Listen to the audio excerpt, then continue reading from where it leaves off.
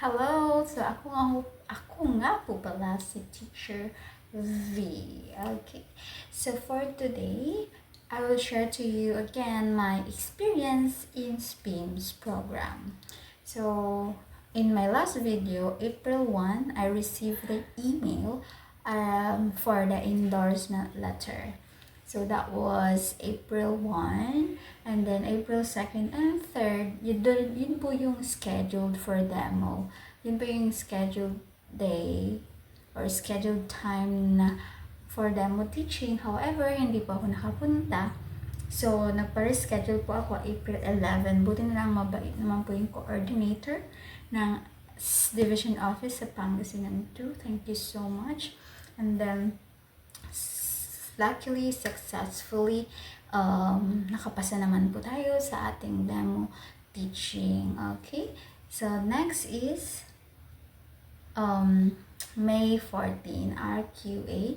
So, akala ko nung time na yun is malalaman ko yung score ko or ranking ko, pero hindi na po nila shinare sa amin yung score namin kasi sabi ng coordinator, automatically na makakukuha kami ng item. So, no problem with the ranking and score for us sa SPIMS program. And kaya pinapunta na lang kami ng coordinator sa SDO para kumuha ng checklist. Yung checklist, yung mga requirements needed para po dun sa NOSCA. So, what is NOSCA? Hindi ko din alam kung ano ang NOSCA.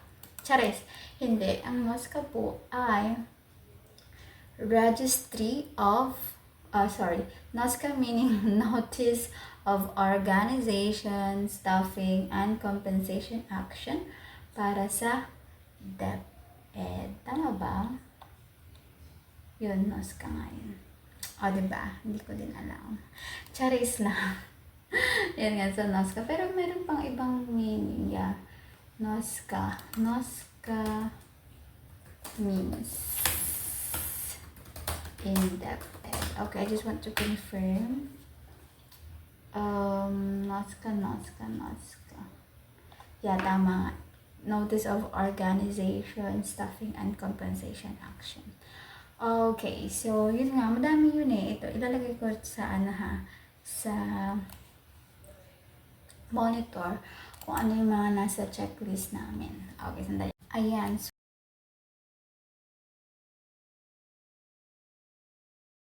i-pause nyo yung video para makita nyo in detail yung mga requirements. Andyan lang sa screen, na screenshot ko yun. Okay, so thank you for that. Okay, and next is after ng requirements, natapos ko ata yung requirements June 3, pero grabe yung ano ko dun na pagpapress, balik-balikan ako. Kasi, ganito yan.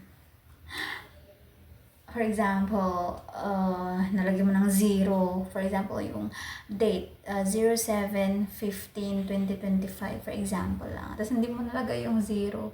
Cross out nila. Tapos ulit again. Ganon sila. Medyo strict yung mga admin, which is very effective naman sila. However, in our part, it's not efficient kasi pabalik-balik tayo yung oras natin, which is very basic corrections, but sometimes we make mistakes. And also pero I'm very thankful to the officers sa HR na division office namin. They're very helpful sila. Basta you need to ask more questions if you have some concerns. For example, me, honestly, mali yung nasend sa akin sa Google Drive na mga fill upan doon. Basta, hindi siya maganda. Hindi ako natutuwa. Mali lahat.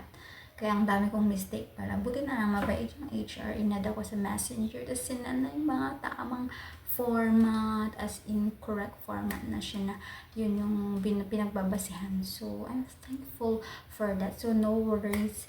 I will make another video for the requirements in total or in detail. Okay, so thank you so much for watching. If you have any questions or clarifications or any suggestions kung anong video ang pwede kong gawin at ma-share ko sa inyo, i-chismis ko sa inyo, ganun, diba?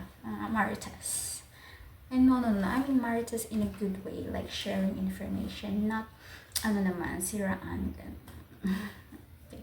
So, ganun tayo mga teacher tayo. So, chika minute or share knowledge in a good ways, diba? So, again, don't forget to subscribe, like, comment down below suggestions, okay? Thank you guys. Have a nice day. And you can also do constructive criticism about my videos kasi gusto ko yung mga ganun, constructive criticism for improvement. Okay? So, thank you.